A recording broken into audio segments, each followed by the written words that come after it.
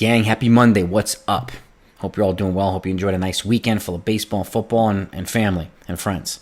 So let's get into this. I want to give you the playoff picture here as it pertains to the Yankees and everybody else. The Yankees have a magic number of 2.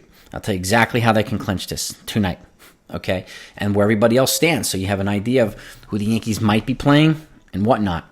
So, and the National League as well. It's pretty intense. And there's still some things that can change in the National League. It's not all locked down yet. So, before I go any further, I am going to give you the post-game. You'll be giving post-game recaps, especially out of night. You'll get the pitching matchups for the Yankees versus the Blue Jays, all 3 games. And I'm going to break down a little bit of this Aaron Judge home run thing right now, at least in my opinion. What I think would be ideal. But before I do that, if you're new here, welcome to the channel. For everybody else that hasn't subscribed, please do that. And please smash that button. And if you enjoy the content, please smash the like button. I thank you either way for one or both, okay? Aaron Judge first. I mean, he's clearly, he's obviously at 60 home runs. He's got 1 to tie Maris. He's got 2 to break. So he's pressing.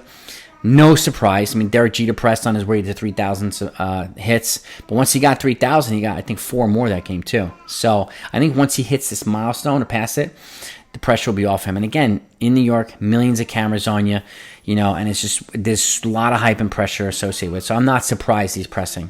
But again, he's not pressing and sucking. He's pressing and still contributing. So that matters. Hitting singles, doubles, walking. He's keeping them in the game no matter what. So he's bringing value no matter what. So that's a great thing. So kudos to Aaron Judge for that, for staying locked in.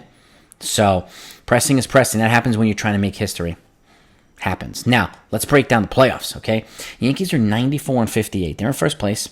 The Blue Jays are in second, 86-67. They are 8.5 out with 9 games to go, okay?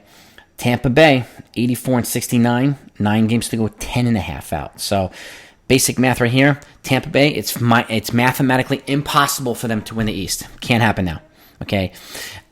Blue Jays, they're 8.5 out. If they keep winning and the Yankees keep losing, there's a chance. Do I see it happening? Not really. If the Yankees beat them tonight, then they're 9.5 games out with 9 games left. Then it becomes mathematically impossible. So this magic number of 2, if the Yankees win, their win is the 1, Blue Jays loss is 2, it's all over. It doesn't matter. They could play the New Mexico Weed Whackers, right? Or the Colorado Billy Goats. It doesn't matter, okay? I don't want to come up with these names. But if they win tonight, it's all over. Now, playoff scenario outside of that, okay? Let's have a look here. I'm going to break this down for you.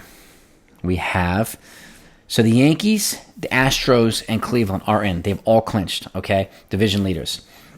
Astros are 101-53, Yankees 94-58, Cleveland's 86-67, and a pretty tight division lead over there in the American League Central. The 3 playoff teams, wildcard teams, as it stands today, are the Blue Jays, the Rays, and the Seattle Mariners, okay, who are 83-69.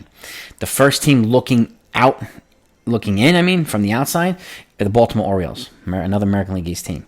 They're 4 games out of the wild card spot, so it's not mathematically impossible for them. This is going to go right down to the wire. Remember, there's 3 wild card teams now instead of 2, so it's going to go right down. Baltimore coming after Seattle, so it's right there. Now, as we stand in the National League, the Dodgers 106-47 in the National League. The Mets 97-57. They've both clinched. The St. Louis Cardinals have not yet clinched. It's the only team in baseball that hasn't clinched that's a division leader. They are 89-65 because one of the teams that's looking in from the outside is the team that's right behind them.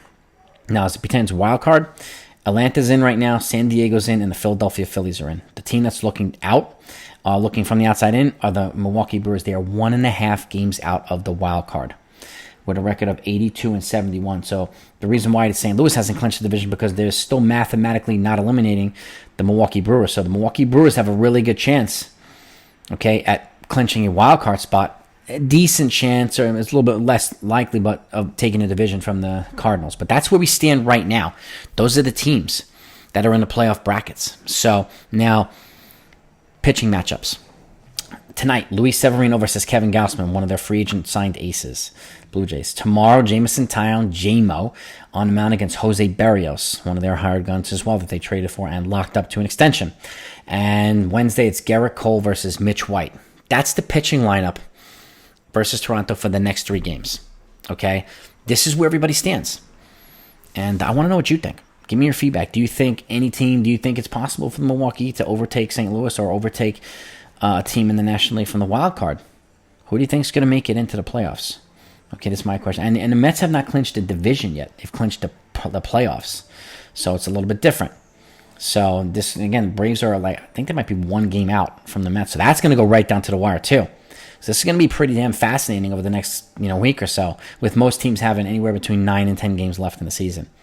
So some exciting races. And again, 1 win Yankees. Over now.